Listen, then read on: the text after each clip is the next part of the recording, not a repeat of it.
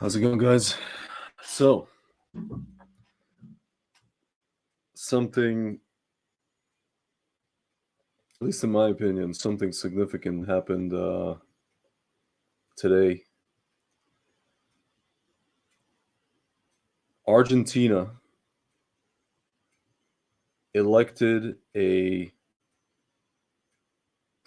new president, um, whom the media likes to call far right.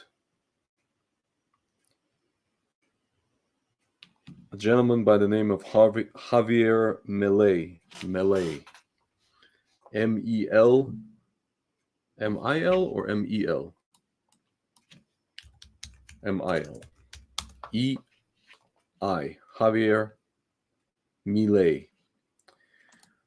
It's an Italian background. My friends, I was in Argentina in 2007. I traveled there. I got to tell you, the population is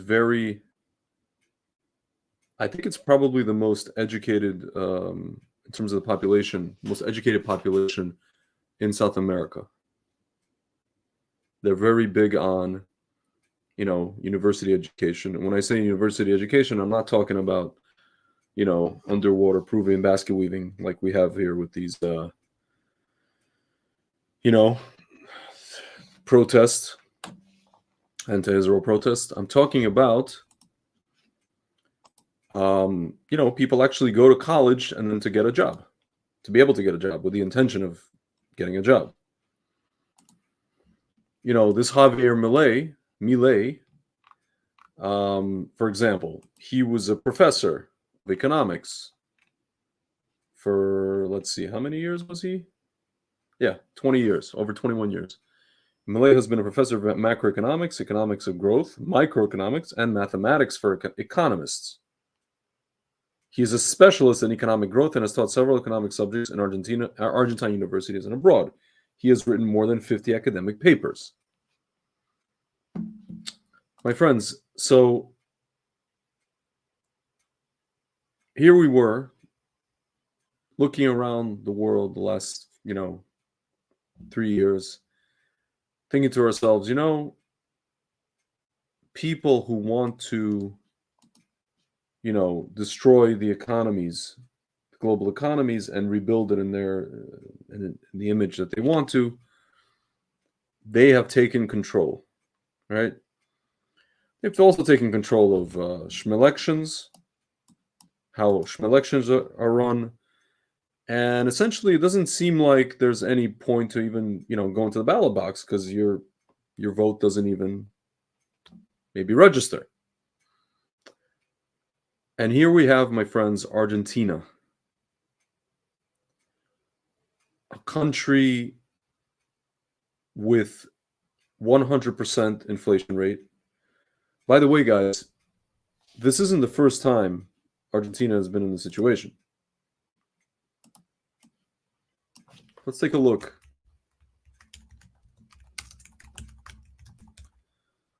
Every so often, I think, here. There you go. Argentina inflation rate. So basically, they had a crisis in, I think this is the late 80s. Looks like the late 80s.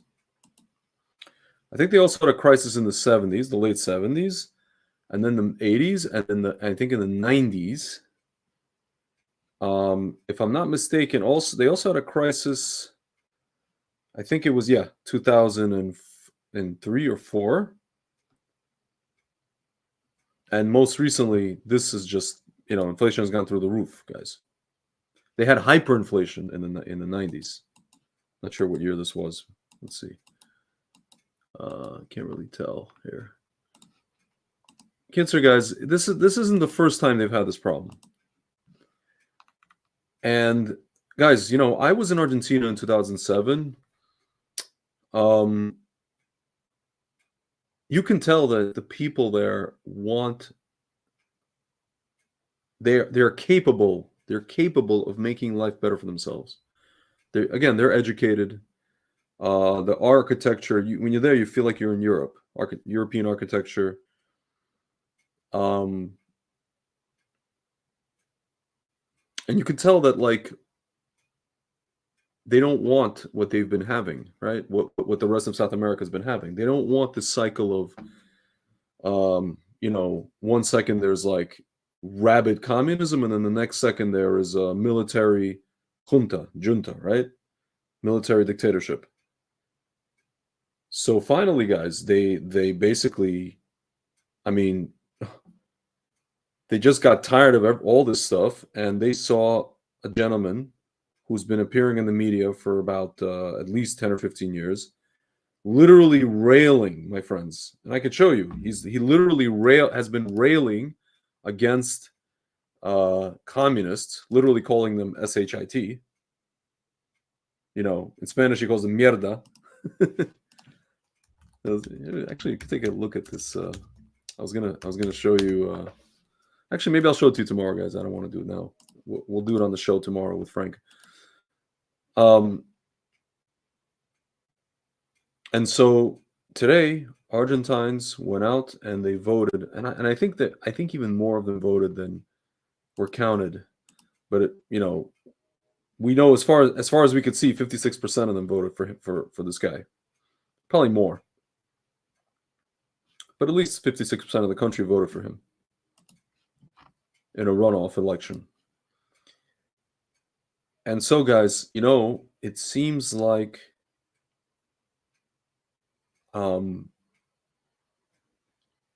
something's happening. This was, I guess you want to call it a shot across the bow at these people who have been who have usurped, the world for the last 3 years. You could even see a video of this guy holding an Israeli flag. He's literally holding an Israeli flag. And guys, I'll tell you something. If the media calls this person, or any person really, far right, you know what that means? That literally means that this person, this is today, I'm talking about just today. In this day and age, if a person is called far right by the media, it means that this person is the best possible person that the people could have elected. Doesn't matter what country it is. Doesn't matter if you're in South America, North America, Europe, Africa, Australia, Asia, Middle East. If the media calls this person a far right, I don't know, something, that means he's normal and good and like doing everything for the good of the people. Straight up, in the year 2023. We understand that by now. My friends, and there's a video of him. I don't even know what the context is. And I'll show this on the show tomorrow, but I want to show it to you guys real quick right now. It's a video of Milei on Argentinian, television talking about the Lubavitcher Rebbe. Let's take a listen, and then, I'll end with this. We'll close off. Que tiene, digamos, o sea, Just get the sound. enseñanza. There's no sound. This is interesting. What happened to the sound?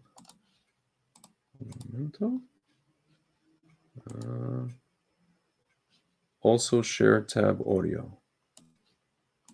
Okay, and where's the sound? Interesting. Hay un libro que tiene, digamos, oh, here we go. O sea, enseñanzas. Hay un libro que tiene, digamos, o sea, enseñanzas del Rebbe. ¿Sí? Y entonces cuando vos vas, digamos, te suelen regalar ese libro. Ahora, ¿cómo es que se escribió eso? ¿Cómo? Porque eso es lo interesante. El Rebbe hablaba en Shabbat. Pero ¿cuál es el problema? Vos no podés escribir, no podés hacer nada. Entonces, ¿cómo es que se escribió eso? ¿Sí o no? Sí, ¿cómo se escribió? Ah, esto es lo interesante. Bueno, había 5 rabinos que se aprendían de memoria el discurso del Rebbe. Y cuando terminaba el Shabbat escribían. Y el Rebbe después iba y lo editaba, lo revisaba. Bueno, tuve la posibilidad, tuve el honor, uno de esos rabinos, ¿sí? Volcó en un libro esas enseñanzas. Y tuve el privilegio de que me lo regalara y me lo autografiara.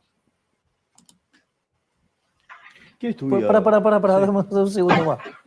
Después, cuando vos ves los videos del Rebbe, hay un rabino detrás que tiene una barba blanca, larga. Bueno, es con otros que estuve reunido.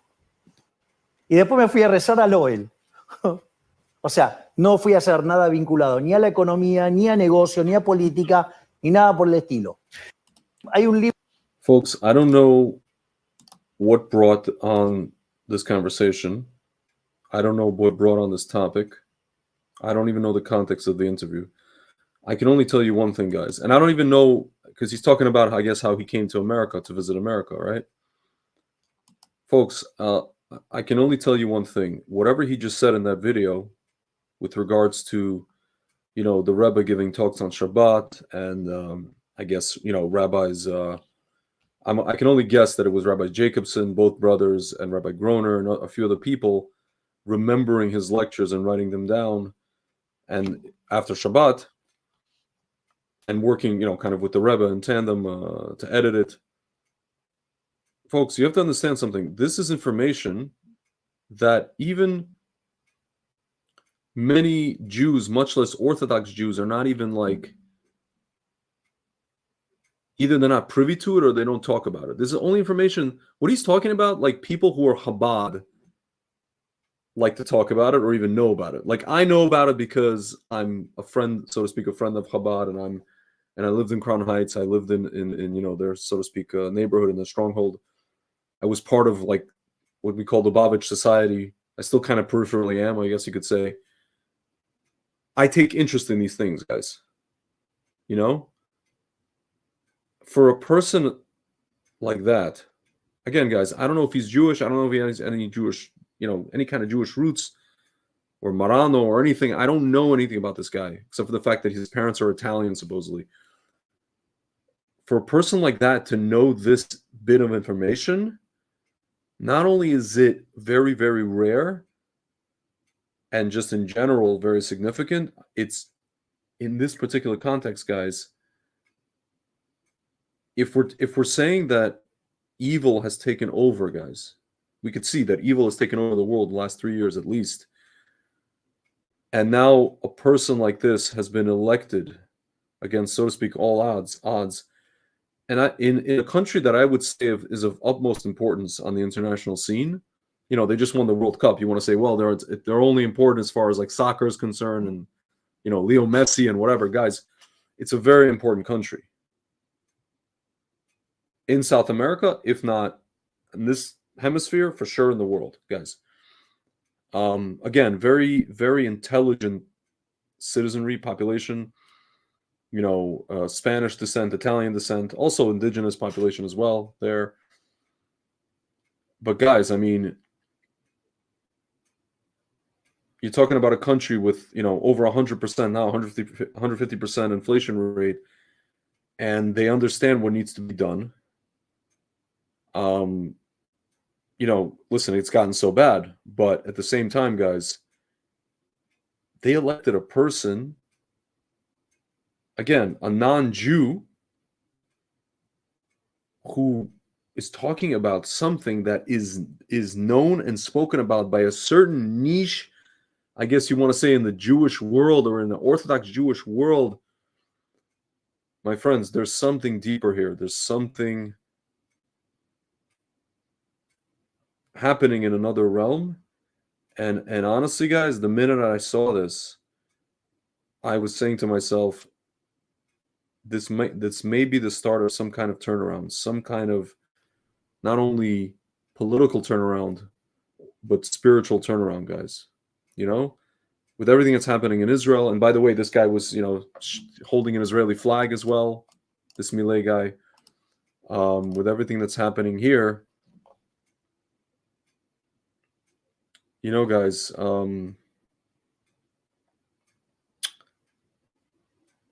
something is about to happen. We're about to see a process unfold